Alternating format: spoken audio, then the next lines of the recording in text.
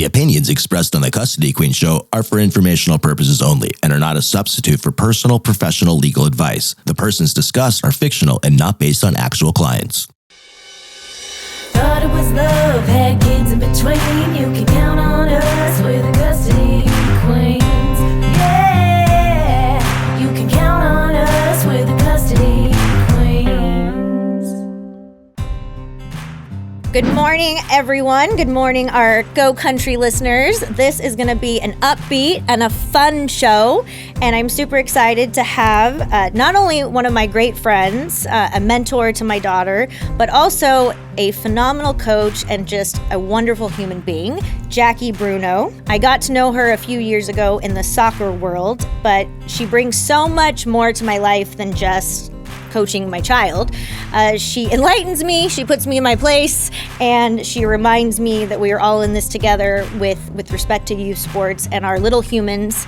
And, you know, everyone knows I love to talk about little humans. Thank you for coming on the show. Thank you so much for having me. And I'm sure Sam feels like she knows Jackie very well because... I do know Jackie. Jackie doesn't need to know me. I know Jackie.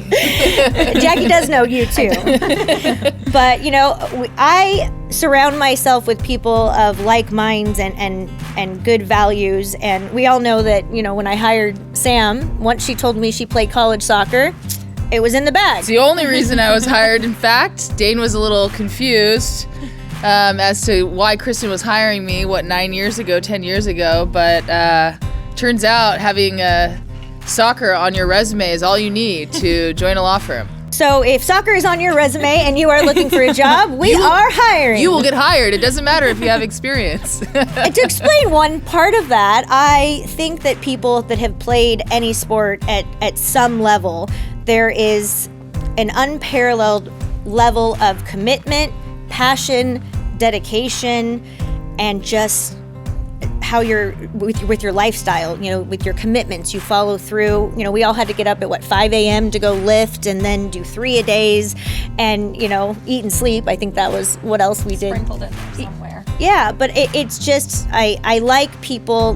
that have the same work ethic and the same values of being a person and empathy and kindness. And I think just playing a high level sport, it brings that to your life. And Sam, that is why I hired you. I know. And it's funny, many of my friends, even if I don't know right off the bat, I'm like, oh, I know why I liked you so much. You went through similar experiences. And so we're going to get into all that good stuff with Jackie, but we got to make her feel a little awkward for a hot minute. Uh-oh. It's Kristen's favorite thing. It is. I love making people feel awkward. I live for it. Probably because I don't feel awkward that much. You don't. never felt awkward a second. You don't. To your absolute defense, there's not much that... There really isn't. I have done every embarrassing thing that is possible. I have no problem shaming myself and being accountable. And, you know, if you can't laugh about it, then it just brings you anxiety and it's debilitating. So you got to laugh at everything in life. But I do like making Sam feel awkward as well. But we'll go easy today. We will start with a note to our younger self. So I'll let Sam start so Jackie can think for a second.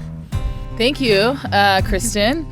Note to my younger self. I would say one thing that, I still struggle with this as an adult, but if you do not have control over a situation, and often we don't, that you have to find a way to free your mind from it. There's things that we can do, and there are certainly a lot of plans, strategies, and ways to think about various situations. But if you truly cannot control a situation, you are sort of suffering through it again by hyperfixating on not being able to control it. So if you can't control it, you got to identify that you can't control it and move on.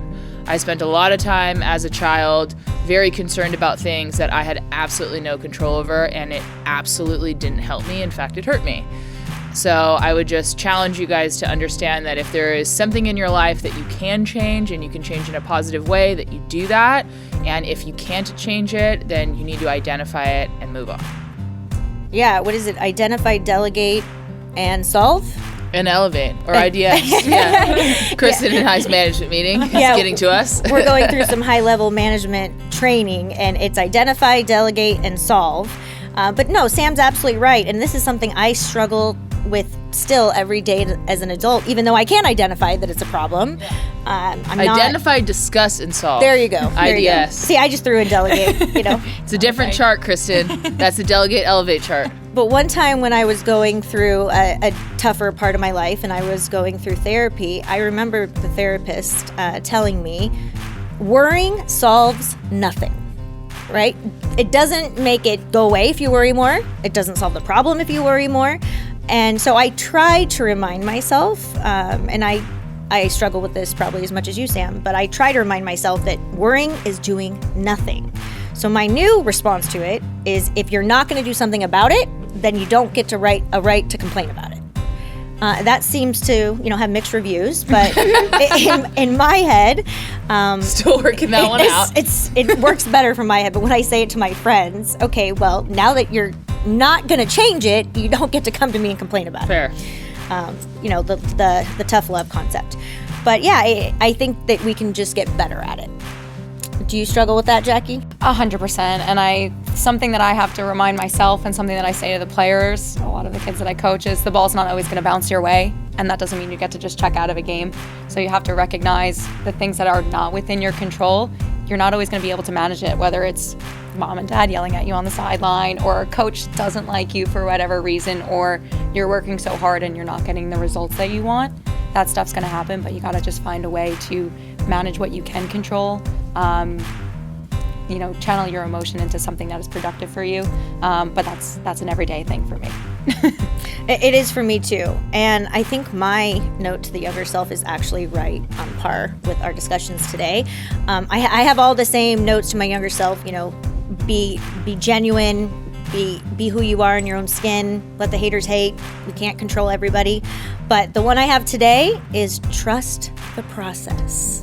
Whether that is, you're changing jobs, you might be going through a separation, a divorce, you might be in a new relationship, your parents might be going through a separation.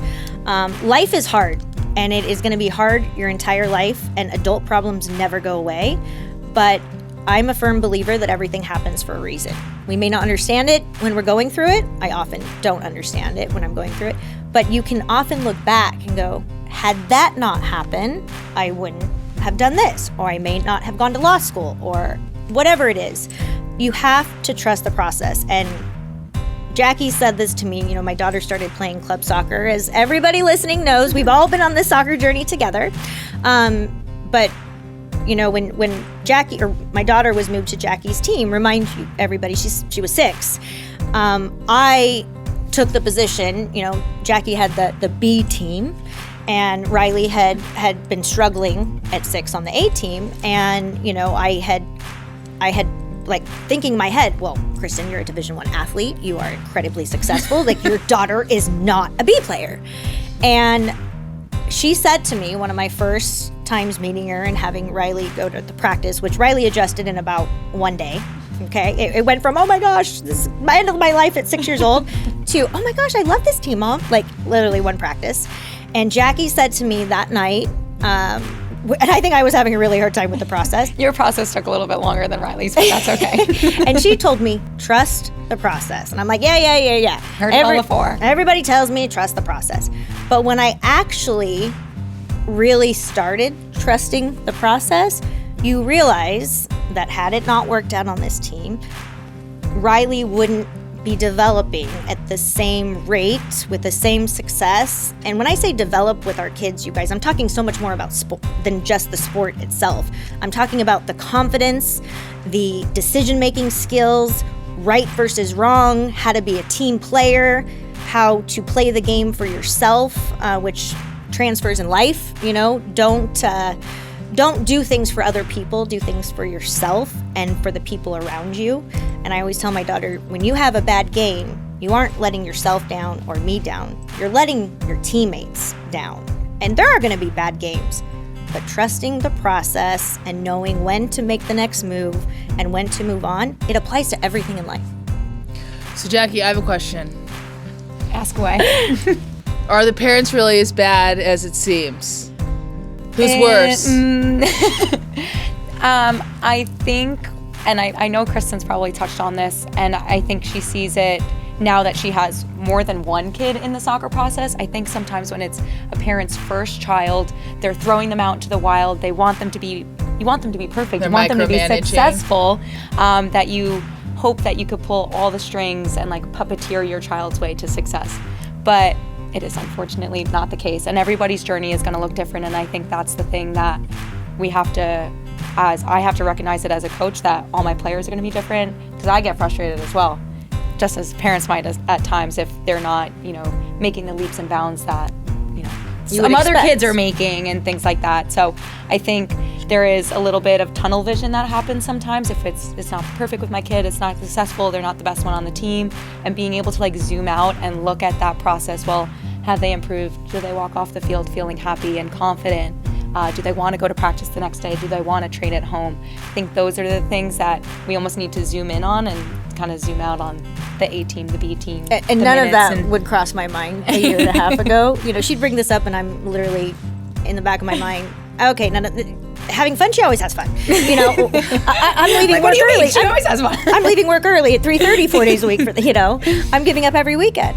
But I think now that you have also more kids in it, and you see the new parents come through, and you're like, was that not bad? And I'm one of the few parents that can own it, right?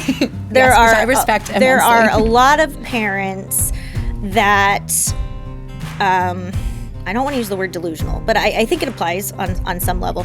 These are your kids, right? So when we're taking on cases, we take on some of our clients' emotions, and you coach from 6 all the way up through college.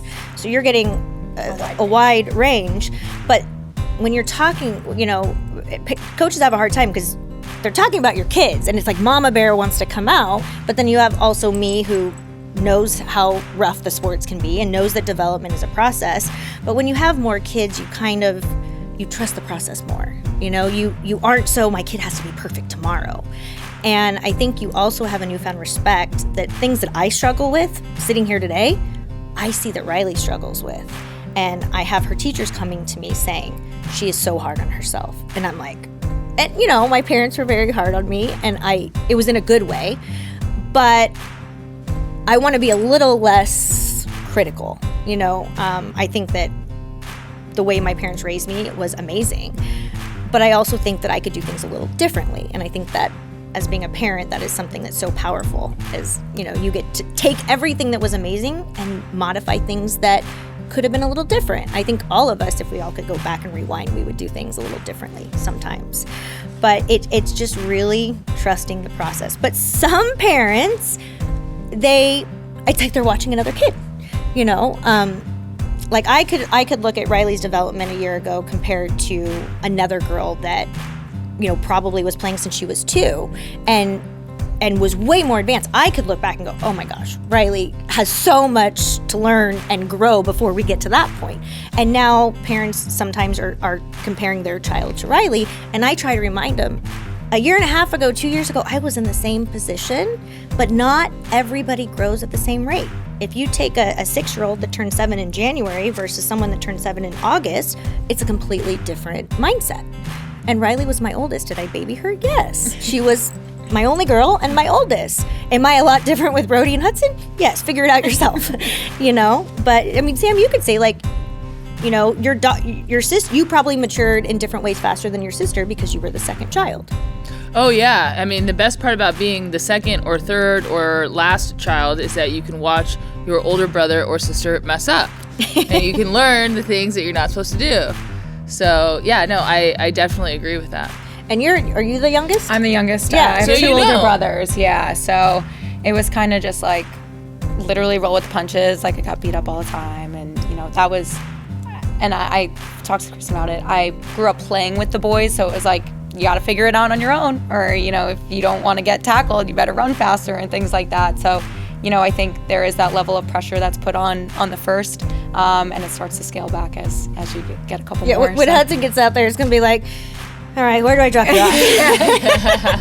We'll get to that time, Yeah, my 3-year-old, who we've all been on this journey with, who is, potty training is 99% done, but I'm watching my Brody's game the other day, and where's Hudson? I turn my back, and he's got his pants down peeing. Well, Mommy, I had to go. And I'm like, okay, well, thinking silently, you just saved me a 20-minute walk to the porta potties, but oh, honey, we need to use the restroom next time. And Jeremy's like, Kristen, and I'm like, it's the third. That's parenting. All right, so Sam asked Jackie, but trust the process. And Trust the process. Trust the process. So I have more questions for Jackie. So Jackie, and I'm gonna force you to play favorites here a little bit, but don't panic. Got it. Don't panic. Try my best. What is your favorite age range to coach and why? I honestly really do love the younger kids, between 6 and 9. They're so moldable and they grasp onto things actually pretty quickly. They want to learn. They want to be there. There's probably a lot of enjoyment in watching them grow. When it finally clicks, you're like, wow, I'm a wizard. So there's a little bit of selfishness there for me. But it really is amazing to see in a matter of a year them not being able to even move their bodies in a certain way, and then suddenly they're like smashing balls and kicking balls 30 yards and being physical and being confident. So I feel like even the emotional component of it, they are easy to mold. Yeah. They're easy if I can like find ways for them to like start to problem solve and be confident in talking to their teammates of not being afraid to use their voice. Because I think what happens is sometimes when I coach high school age girls, and the rate in which high school age girls begin to drop out of sport is absolutely unbelievable because of a perceived lack of skill. They don't feel confident in voicing, something went wrong, let's find a way to solve it together, because they're afraid to sound stupid or like they don't know what they're talking about or give the wrong answer.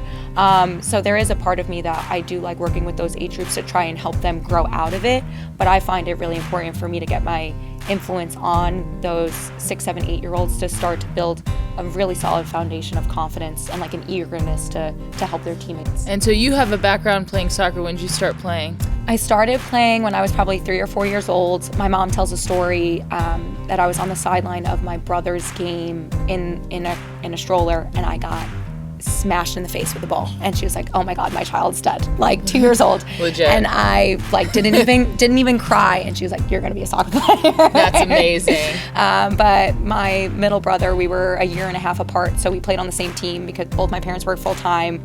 It was impossible to get 3 kids at 3 different places, so they stuck the 2 of us together.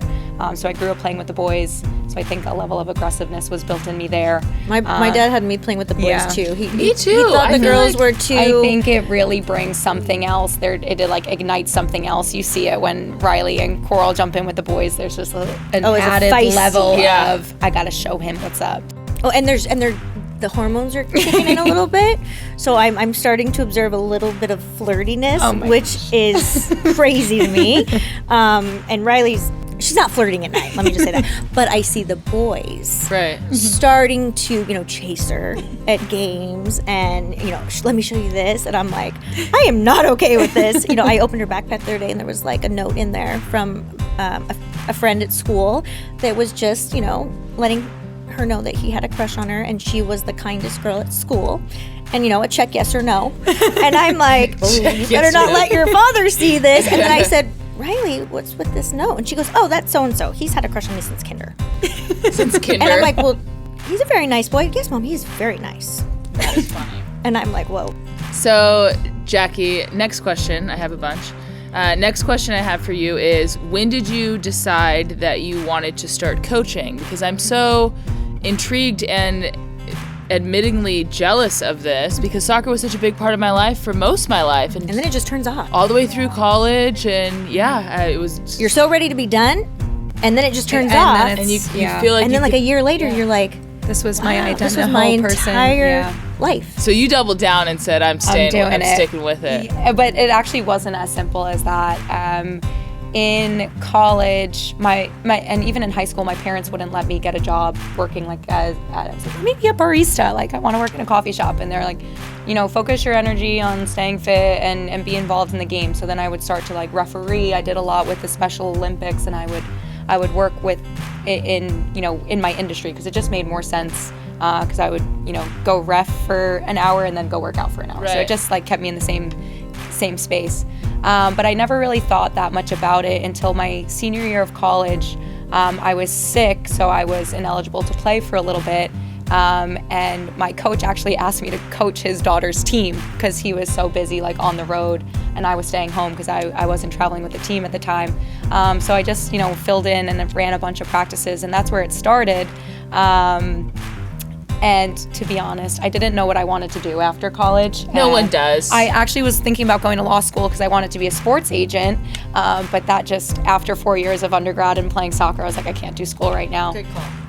I Great wound call. up going back. I got my my MBA. I went and enrolled in a master's program, but with the intention of being a graduate assistant. So I started working as a graduate assistant with a Division I program back in my hometown to kind of just get the lay of the land. But I wasn't totally sure that this was my path. It was just kind of biding me a little bit more time. I was like, okay, I have 2 years until I can kind of figure it out. So find a way to make the big bucks. Right.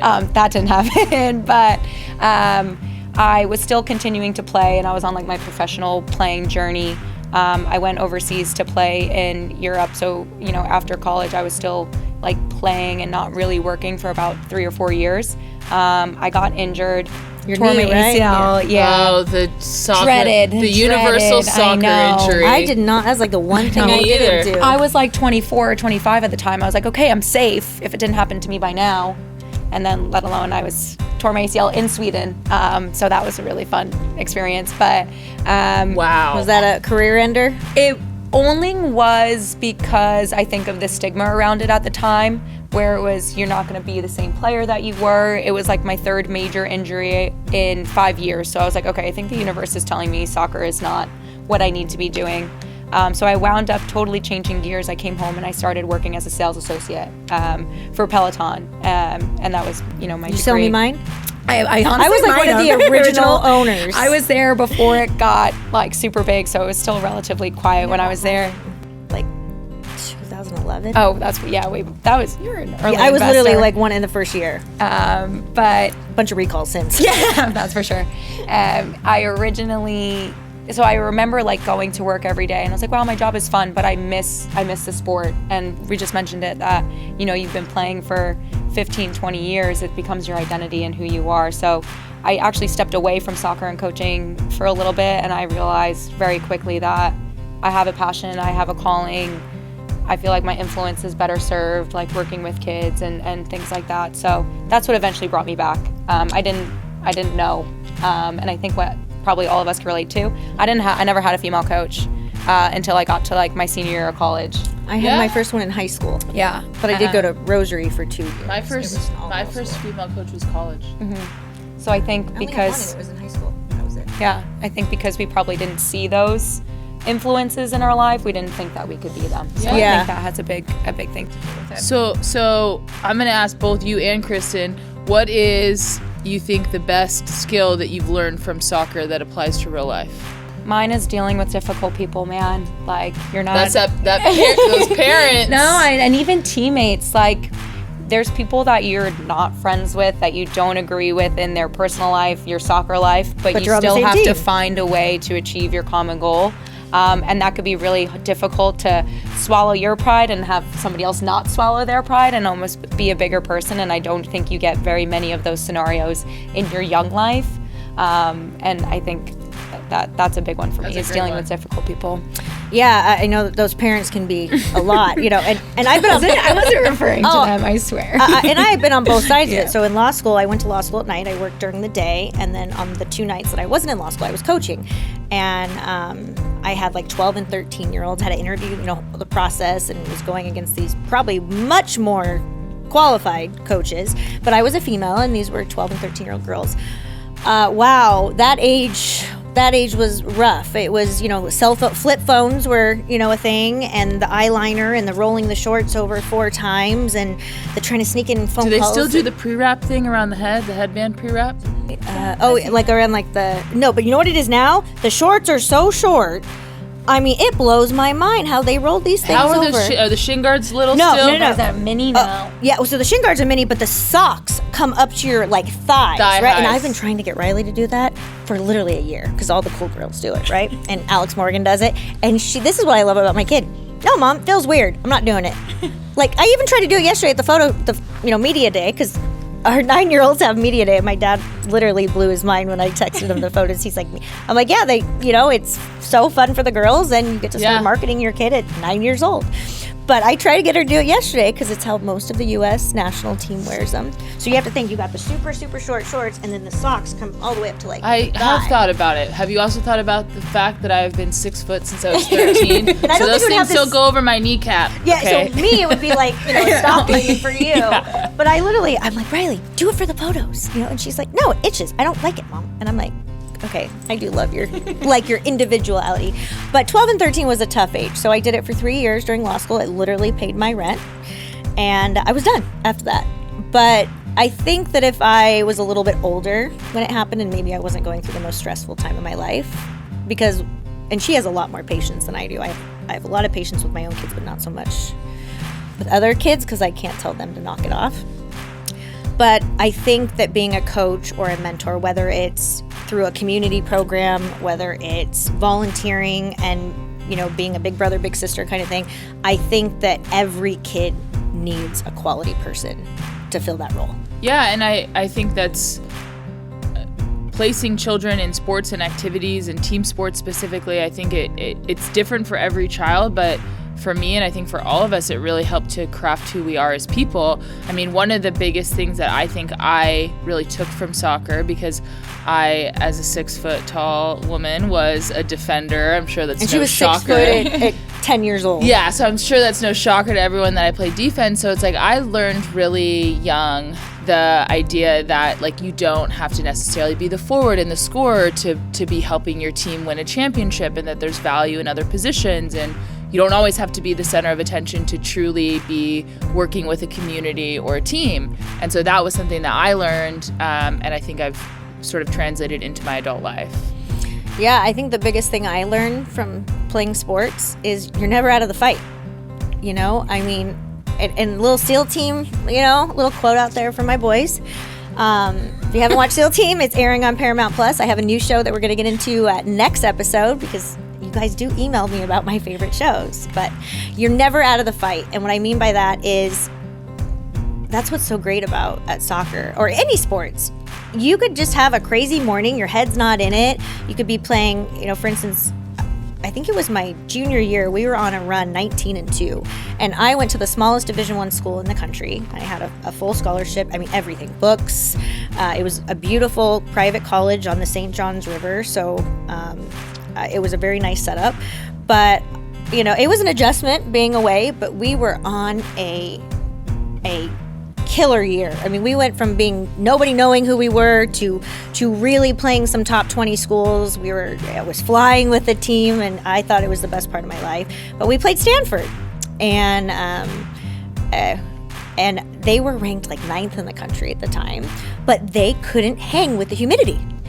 They were dying, right? You're in August in Florida, and I remember the first time I had to do my speed and agility to pass the test, and I explain it that you are breathing and it's a brick wall, and you're gasping for air, but it is a brick wall.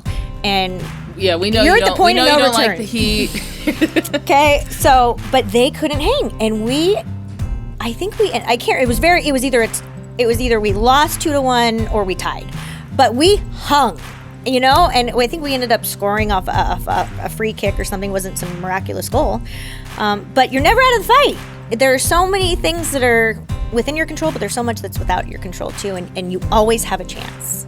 I couldn't agree. Unfortunately, it looks like we're out of time. But we are going to take this to episode number 2, because I want Jackie to be able to share with all of you out there, all over Southern California. She's part of a very important program called Football for Her, and this is something that she's passionate about and that Sam and I want to educate people about. So if you are listening, make sure you come back next week. Thank you for joining us today and every morning at 8:30 with our Go Country family. And if you have any questions about soccer, sports, I'm going to give you Jackie's info. It's going to be posted here below, so if you ever want to reach out to her, you can. You can also reach out to us at 1-800-419-7772. That's 1-800-419-7772. You can also catch us on social media for all of the updates and cool stuff coming up. And remember, let love rule.